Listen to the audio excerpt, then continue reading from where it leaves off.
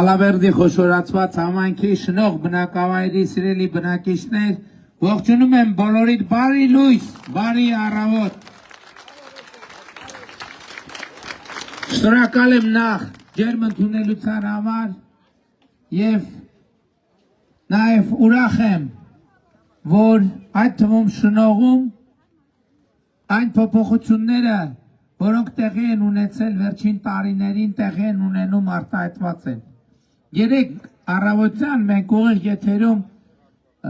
Լոռու մարզպետի հետ ամփոփում էինք 2018 թվականից արված աշխատանքները եւ 2018 թվականից Լոռու մարզում շուրջ 400 միլիոն դոլարի ներդրումներ են իրականացվել կառավարության կողմից։ Դրանք ճանապարհներ են, դրանք դպրոցներ են, մանկապարտեզներ են, ջրագծեր են, պատմամշակութային հուշարձաններ են, իմիջայլոց մենք շնողի եկեղեցին նաև մտանք եւ տեսանք եւ համայնքը եւ մասնավորի աջակցությամբ վերականգնել է։ Ես ձեզ ուզում եմ մի այսպիսի հանգամանքի վրա ուշադրություն դարձնել, որովհետեւ կառավարությունը վերջին տարիներին աննախադեպ ծավալի վերականգնման աշխատանքներ է իրականացնում մեր պատմամշակութային հուշարձանում։ Լոռվա մարզում մասնավորապես Քոբայրում է իրականացվել աշխատանքներ Լոռի բերդում եւ այլն, բայց նաեւ ինչպես մյուս դեպքերում, այս դեպքերում էլ համայնքները իրենք էլ շատ մեծ նախաձեռնություններ են ցուցաբերում, ինչի համար մենք ուրախ եւ շնորհակալ ենք։ Ես ձեզ ուրիշ բանի վրա եմ ուզում մեր ուշադրությունը հրավիրել։ Այսօր եւ ոչ միայն այսօր տարիներով մեզ մեղադրում են, թե մենք մեր ինքնությունից շեղվում ենք, թե մենք մեր երկիրը մեր ինքնությունից շեղում ենք, ոչ Հայաստանի պատմության մեջ ոչ մի անգամ նախորդ 35 տարիների ընթացքում պատմամշակութային հուշարձանների մեր ազգային եւ պետական արժեքները վերականգնելու վրա այնքան միջոցներ չեն ծախսվել,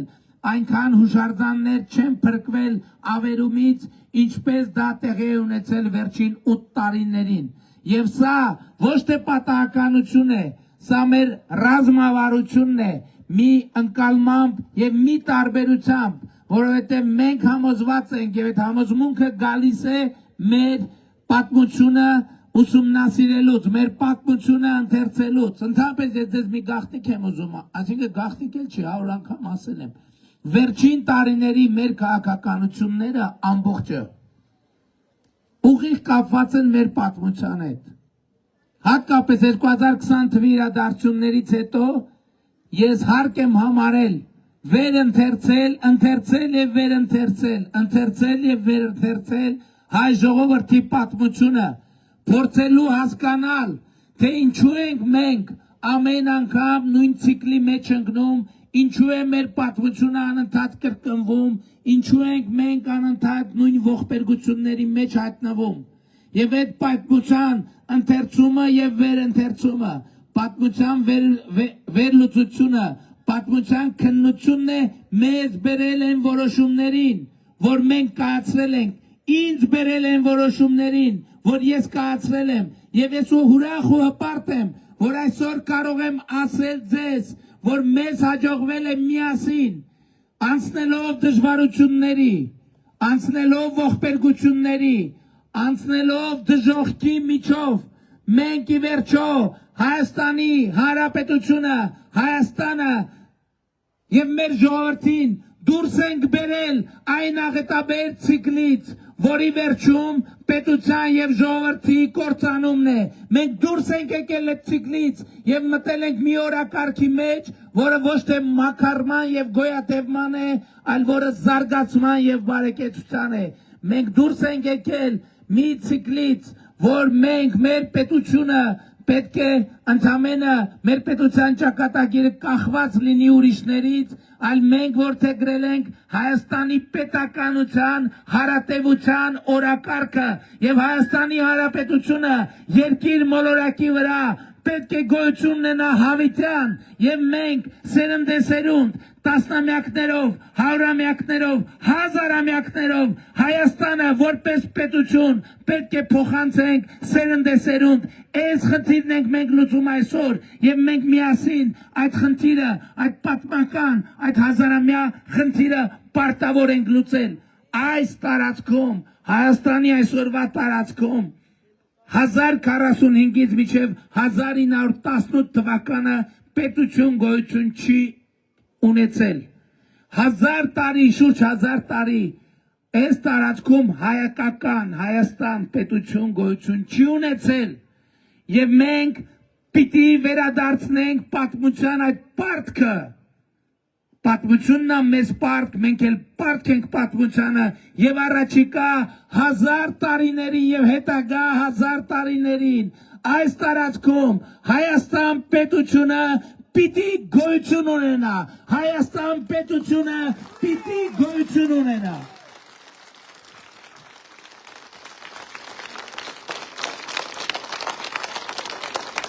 Ինչ որոշում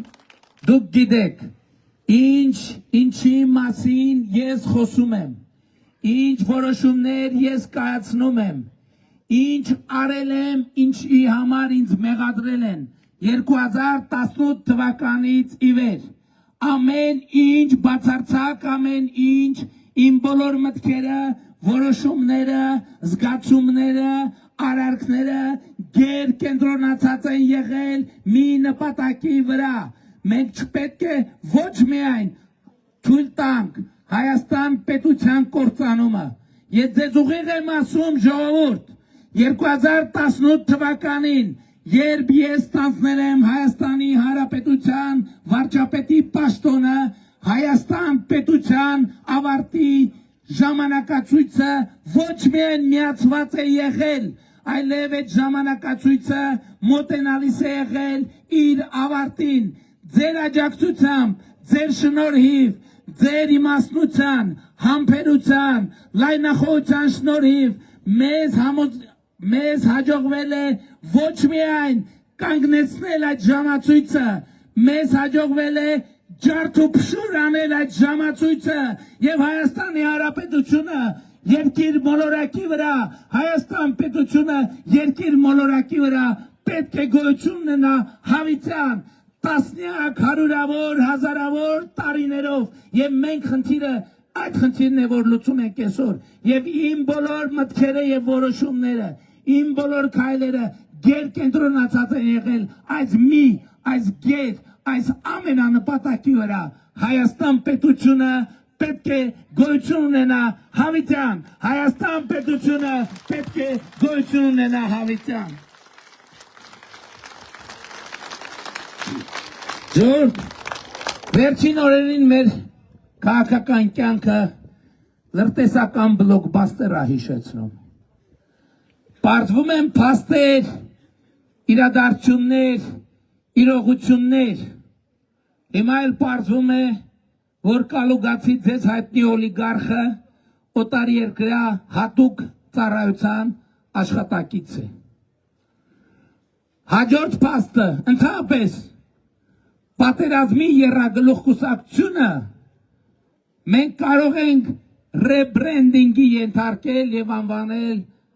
լրտեսական եռագլուխ կուսակցության կամ եռալրտեսական կուսակցություն։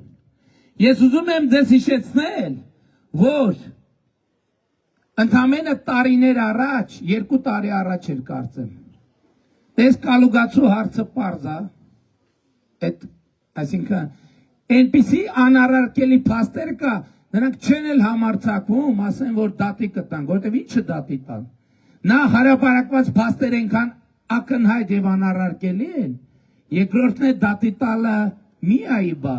այդ դատը պարտվելը արդեն պեչատը ճակատին խփելը։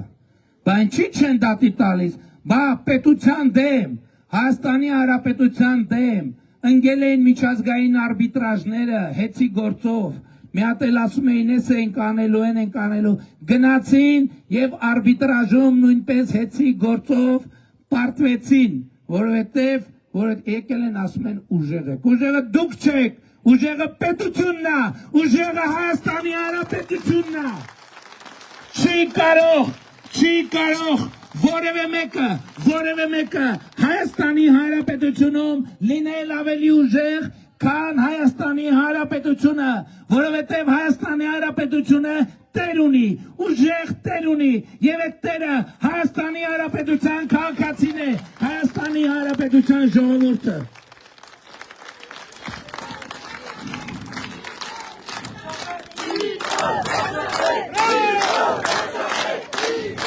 Շնորհակալ եմ։ Այս այդ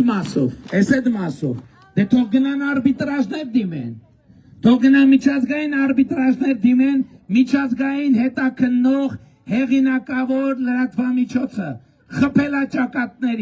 խփելաճակատներին ապացույցադրել, որ նա հանդիսանում է օտարերկրահատուկ ծառայության աշխատող։ Ընդ որում էլի եմ ասում, ամենայն հարգանքով, ես վերջում կասեմ դա, եթե հիշում եք 2 տարի առաջ Ռոբերտ Քոչարյանի ձայնագրություն հրապարակվեց, որտեղ նա ասում է, դիմելով օտար երկրին, ասում է, դե դուք ինձ մցրեցիք քաղաքական դաշտ Հայաստանի,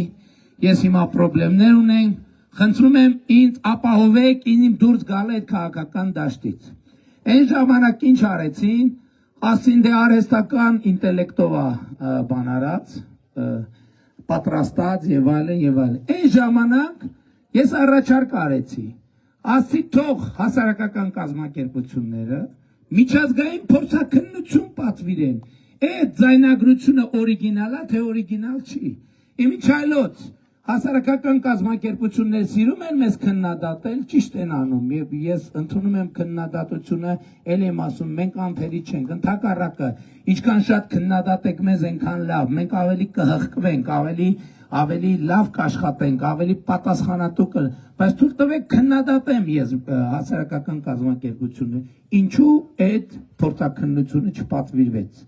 ինչու Ռոբերտ Քոչարյանի փորձաքննությունը չպատվիրվեց։ Ես ասում եմ պատասխանատու,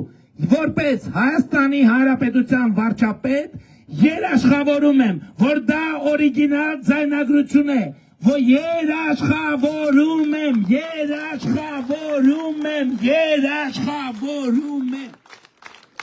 դա օրիգինալ ձայնագրություն է, էլի կոչ եմ անում հասարակական կազմակերպություններին,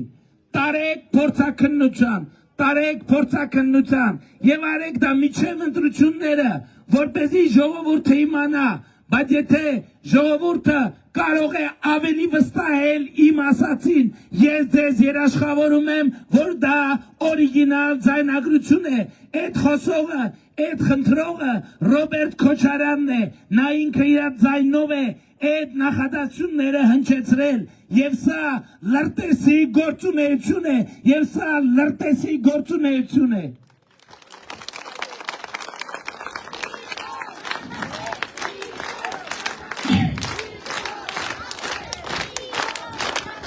Մենք երեք հրապարակված տեղեկություններից իմացանք, որ նույնն է ըստ էության, ասենք եթե բանը Կալուգացի օլիգարխը B կլասի գործակալա լրտեսա, իմացանք, որ ԲՀԿ-ի ղեկավար Ծառուկյանն էլ Չ կլասի լրտեսա, բայց մեկ այլի լրտեսա։ Երեք նայում եմ ասում, չգիտեմ ինչ արե մեր ասածների մասին լրագրողները բան են ուզում, մեկնաբանություն են ուզում, ասում դե գիտեք ինչ, ես չեմ իջնում այդ մակարդակին, բան չեմ ասում։ Ստեղ պրոբլեմը գիտեք որն է իր այդ կապված, ախր դու իրոք չես կարա իջնես այդ մակարդակի, որովհետև քո մակարդակը այնքան ցածր է, որ դու իջնելու տեղ չունես, հակառակ դեպքում դու իջնեիր։ Իջնելու համար դու պետքա գետնինը մտնես, այսինքն գետնի վրա պետքա չերևաս, որովհետև քո մակարդակը պլինդուսի ցածր է։ Եվ հիմա ժողովուրդ ջան, ուրիշ բաներ են բացվում եւ բացահայտվում։ Ես առիթ ունեցել եմ ասելու, որ գործերով պարզվել է եւ այլևս Ծառուկյանի Փեսա, Կոտայքի նախկին մարզպետ Կարապետ Գուլոյանի առանձնատունը այլևս առանձնատուն էլ ասում եմ դե գիտեք էլի իրանց այդ բաները տենց մի ասենք 700 մետր 825-ի վրա ասենք խոհանոց ենթադրենք մի կիլոմետրը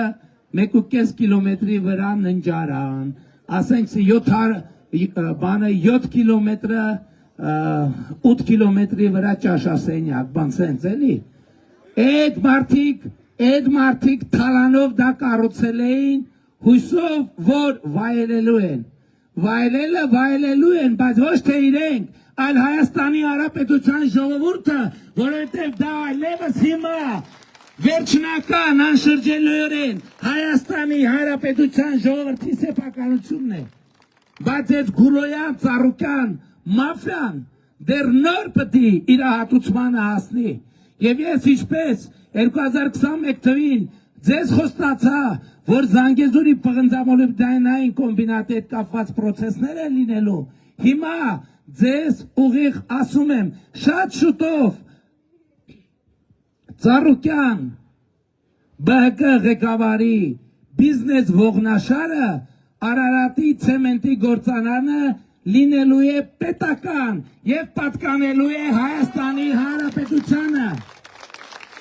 որովհետեւ այդ Գուլոյան Ծառուկյան մաֆիայի մախինացիան բացահայտվել է եւ Հայաստանի Հանրապետության կառավարությունը արդեն իսկ գրություն է ստացել Հայաստանի Հանրապետության դատախազությունից որ այդ գույքը ենթակա է պետականացման եւ առաջիկայում շատ արագ մենք ինչպես հեծում նշանակեցինք կառավարիչ այնպես էլ Արարատի ցեմենտում ենք նշանակելու կառավարիչ եւ ես Արարատի ցեմենտի գործարանի բոլոր աշխատողներին շնորհավորում եմ ազատագրման առիթով նրանք այլևս կարիք չունեն կատարելու այս պահից ես ասում եմ նրանք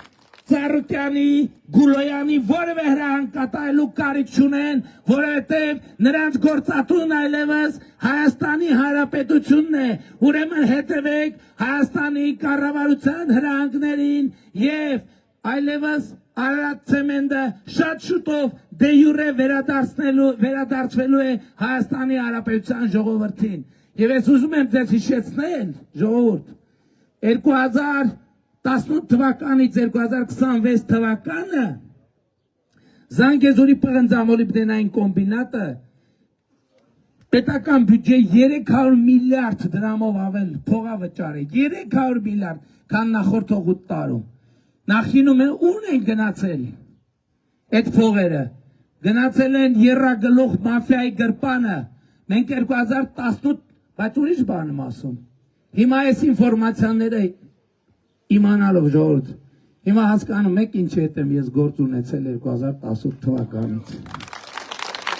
Հիմա հասկանում եք։ Հիմա ասել չլինի եկել են ասում ուժեղը։ Դուք ինչ ուժեղ։ Դուք պապայի բալիկներ եք, որ ձեր իրեք հետ ձեռից թաթիկից բռնած, այսինքն Թաթիկից չէ, մեր բարբարում մի հատ բան կա, չէ, լավ բար կա, շլինգ, էդ եմ, բա մերն անթանուր, մերը ես նկատի ունեմ, ես ենք էլի, գոնի բարբարը նկատի ունեմ, ենթադրում եմ բանում գորիսի կողմերն էլ կլնի էդ նույն բարը, սենց, ասենք ձեր շլնքից բռնած տանում են ստեղ, տանում են ընդեղ, սենց բանի նման, Բուշլաթի նման, դուք ինչ ուժեղ եք, դուք ինչ ուժեղ, դուք բուշլաթի նման ձեզ շպրտում են գցում ստեղ, ձեզ շպրտում են գցում ստեղ, բայց ձեր վերջին բուշլաթի հանգրվանի հարցը որոշելու է Հայաստանի Հանրապետության ժողովուրդը 2026 թվականի հունիսի 7-ին։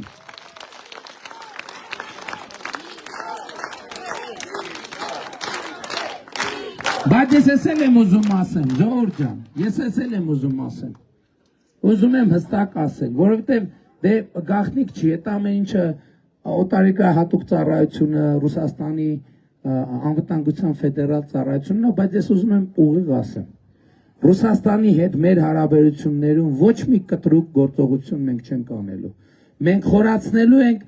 Ռուսաստանի Դաշնության նախագահի հետ ես ունեմ ընկերական հարաբերություններ բառից բուն իմաստով։ Ընդհանրապես ես չգիտեմ, ես կասկածում եմ, որ 2018 թվականից մինչև օրս Ռուսաստանի Դաշնության նախագահը ավելի շատ կոնտակտներ որևէ այլ լիդերի հետ ունեցել է։ Այս ընթացքում մենք 200-ից մոտ 200 հիմա թիվը կարող եմ մի քիչ խառնեմ, հեռախոսազրույց ենք ունեցել։ Մենակ հեռախոսազրույց 200 հեռախոսազրույցից ավել, դուք պատկերացնում եք, այդ նշանակում է, որ այս 8 տարվա մեջ համարյա ամեն ամիս գործնականում կամ գուցե ավելի հաճախ Ռուսաստանի Դաշնության կառավարության ղեկավարի հետ շատ ջերմ ընկերական հարաբերություններ ունենք։ Եվ մենք ընդհանրապես Ռուսաստանի հետ մեր վերաբերմունքը շատ ջերմ է։ Այստեղ խնդրեմն ուրիշ տեղ է, մենք ի վերջո պետք է հասկանանք, որ շատ դեպքերում մեզ ասում են Ռուսաստանի հետ մեր ընդդիմությունը, ասում է Ռուսաստանի հետ հավասարը հետ հարաբերություններ։ Ժողովուրդ ջան, լավ եկեք բան չանենք էլի։ Հումոր, բայց հումորն է Ռուսաստանը գերտերությունը եւ Ռուսաստանին պետք է վերաբերվել հարգանքով, ակնածանքով, ինչպես գերտերությանն են վերաբերում եւ ես այդպես էլ վերաբերվում եմ ոչ միայն Ռուսաստանին, այլև Ռուսաստանի նախագահին եւ Ռուսաստանի կառավարության ղեկավարին։ Բայց ես իրանց մի բան եմ ասում եմ մենք Ռուսաստանի շահերը վնասելու համար երբեք չենք արել ոչ մի բան ու չենք անի։ Ես այդ վերջերս պատվեցի, ուրեմն մեծ պատվիրակությունով հանդիպում էր եւ Ռուսաստանի բարձրաստիճան ամենահայտնի ներկայացուցիչներից մեկը ասեց, որ Հայաստանը Եվրամիության հետ հարաբերություններով վնաս է հասնում Ռուսաստանի շահերին։ Ես արձագանքեցի, ասի մենակ չենք եղել։ Այդ դահլիճում ներկա եղել առնվազն 15-16 մարդ։ 15-16 մարդ։ Ես ասի շատ լավ։ Խնդրում եմ բերեք մի օրինակ։ Խնդրում եմ բերեք մի կոնկրետ օրինակ, որ ձեր ասածը տեղի է ունեցել։ Եվ ի՞նչն էր պատասխանը։ Պատասխանը լռություն, բառից բուն իմաստով, ժողովուրդ կարա լռություն, որովհետև լռությունն է ճշմարտությունը։ Ես երկրորդ անգամ կրկնեցի հարց, ասի խնդրում եմ, շատ եմ խնդրում, ասում եք բան։ Ես կարող եմ մի բան, այն չի եղել, մենք հասկանանք ինչն է խնդրեմը։ Եվ երկրորդ հարցին նույնպես հետևեց լռություն։ Եվ ես ասում եմ, մենք ոչ մի կտրուկ գործողություն չենք անելու, ոչ մի կտրուկ, բայց մենք թափանցիկ ենք եւ մենք ինչ է ասում, մենք ամենայն հարգանքով վերաբերվում ենք Ռուսաստանի շահերին, ամենաբարձր ձևով, բայց կներեք, մենք չենք կարող Ռուսաստանի շահին ավելի բարձր վերաբերվել, քան մեր շահերին, հասկանում եք, քան Հայաստանի Հանրապետության շահերին։ Եվ սա լեգիտիմ դիրքորոշում է, եւ մենք հետևում ենք եւ գնալու ենք Հայաստանի շահերին, եւ մենք հակասության եւ հակադրության, էլ չեմ ասում լեզվակռվի, բանավեճի մեջ չենք մտնելու Ռուսաստանի մեր գործընկերների հետ, բարձր մակարդակի երկխոսությունը շարունակվելու է։ Ժորժ ջան, այս ամեն ինչ որ ասացի շատ կարեւոր է, բայց այնուամենայնիվ այս ընտրությունների ամենակարևոր նրբությունը եւ ամենակարևոր ասելիքը հետեւյալն է։ Ես եկել եմ մի հիմնական ասելիքով։ Ես ուզում եմ բոլորիդ շնորհավորել Հայաստանի Հանրապետությունում ի վերջո հաստատված խաղաղության առիթով։ Եվ մեր խաղաղությունը այսօր շատերն են կասկածի տակ դնում։ Բայց մեր 9 ամսեկան խաղաղությունը ես համեմատում եմ 9 ամսեկան երեխայի հետ։ 9 ամսեկան երեխան կա, գոյություն ունի, իրականա, անուն, ազգանուն ունի։ Եվ այդ 9 ամսեկան երեխան, որ տանը 9 ամսեկան երեխա կա, այդ երեխան այդ ընտանիքի ամենակարևոր անդամն է եւ այդ ընտանիքի ուրախությունը եւ երջանկությունը, որտեղ 9 ամսեկան երեխա կա, ավելի մեծ երջանկություն ո՞նց կարելի է ընդհանրապես պատկերացնել։ Եվ այս 9 ամսեկան երեխայի ներկայությունն է Հայաստանի Հանրապետությունում, որ փոխել է մթնոլորտը մեր երկրում, մեր երկիրը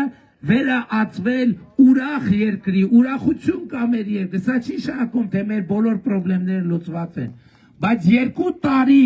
մենք ոչ զոհ ունենք, ոչ մի վիրավոր, միթե սա ուրախության առիթ եւ պատճառ չի, սիրելի ժողովուրդ։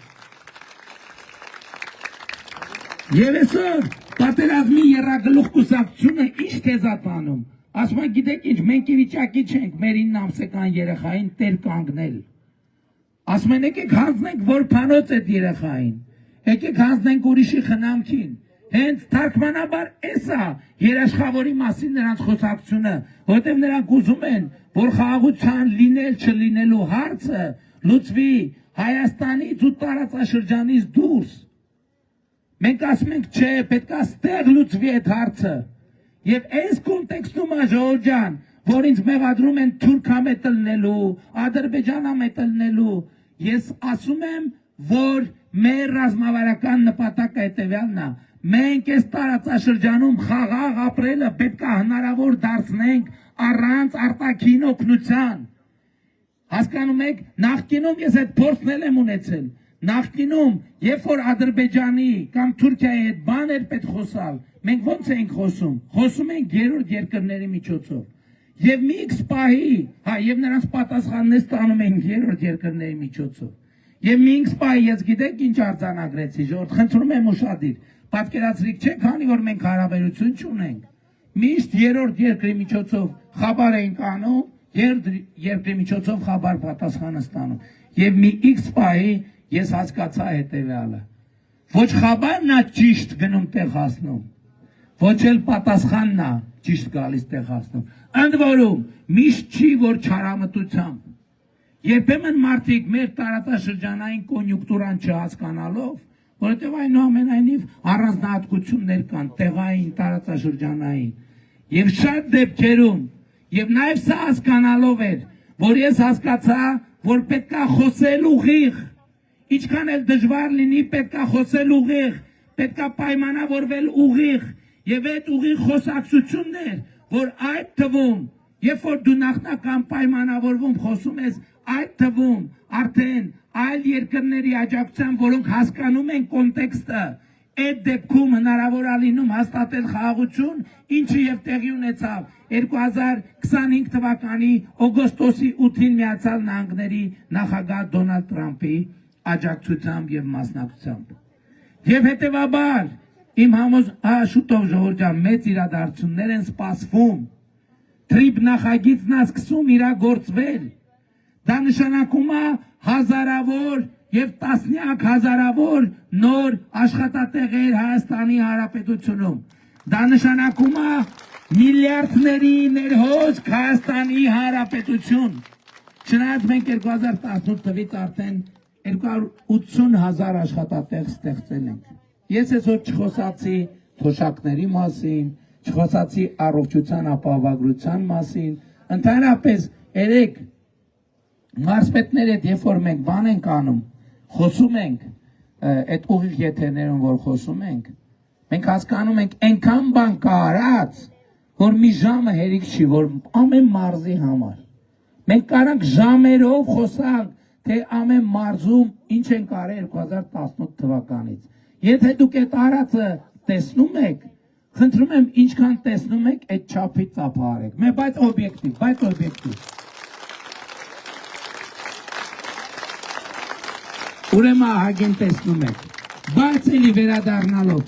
այս ընտրությունների հիմնական կոնտեքստը եւ իմաստը հետեւյալն է։ Մենք ձեզ կոչ ենք անում, խնդրում ենք, որ 2026 թվականի հունիսի 7-ին գնաք ընտրական տեղամասեր եւ տեր կանգնեք խաղաղությանը։ Եվ դա անելու համար անհրաժեշտ է գործել հետեւյալ տրամաբանությամբ։ Ընտրություններ 2026-ին քվեարկում ենք։ Մի րոպե, համոզիչ չի ինչու։ Ընտրություններ 2026-ին քվեարկում ենք։ Ընտրություններ 2026-ին քվեարկում ենք։ Ընտրություններ 2026-ին քվեարկում ենք։ Բայց շատ կարևոր է արձանագրել, թե ինչու ենք քվեարկում 16-ին, որովհետև այդ քվեարկությունը ինքնանպատակ չի։ Իսկ քվեարկում ենք, որովհետև պետությանը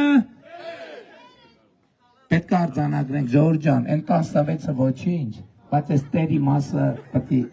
համոզվեն, որ տերեք, իրոք տերենք եւ իրոք տերեք, որովհետև այս տերը լինելու պահն է, որ մի մարդու որոշման հարցը, մի մարդու որոշման հարցը, մի մարդ է պետք,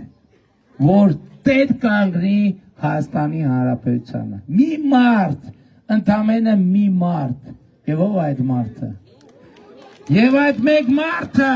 դու ես, եւ այդ մեկ մարդը դու ես, եւ այդ մեկ մարդը դու ես, եւ այդ մեկ մարդը դու ես, եւ այդ մեկ մարդը դու ես, եւ այդ մեկ մարդը դու ես, եւ այդ մեկ մարդը դու ես, եւ այդ մեկ մարդը դու ես, ելով կա այդ մեկ մարդկանցից, ուզում եմ ձեռները տենամ, ով կա, ով ներկա, Հայաստանի Հանրապետությանը եւ խաղաղությանը տեր կանգնելու process-ին, ով ներկա ժողովուրդ։ Եվ ուրեմն, ընտրություններ 2026-ին քվեարկում ենք, ընտրություններ 2026-ին քվեարկում ենք, ընտրություններ 2026-ին քվեարկում ենք, որովհետև պետությանը տեր ենք, անկախությանը տեր ենք, ապագային տեր ենք, խաղաղությանը տեր ենք, շնորհին, Ալավերդի խոշորացված համայնքին, Լոռու մարզին, Երևան մայրաքաղաքին, Հայաստանի Հանրապետությանը չի համոզում, չի համոզում, չէ մի րոպե, միջև չհամոզվեմ, որ շնողից սկսած միջև Երևան եւ Հայաստանի Հանրապետություն տերա չեմ գնալու, ինչքան էլ գրաֆիկը արդեն ուշացել ենք, միջև չհամոզվեմ չեմ գնալու, պետք է ստեղ միջև իրիկում կնստեմ։ Եվ ուրեմն, ընտրություններ 2026-ին քվեարկում ենք, ընտրություններ 2026-ին քվեարկում ենք, ընտրություններ 2026-ին քվեարկում ենք, որովհետև պետությանը, անկախությանը, ապագային, խաղաղությանը, շնորհին, Ալավերդուն, Երևանին, Հայաստանին, փառք նահատակներին եւ կեցցե Հայաստանի Հանրապետությունը։ Շնորհակալ եմ։ Հավանիչ տեսանյութը եւ բաժանորդագրվիչ նորությունները բաց չթողնելու համար։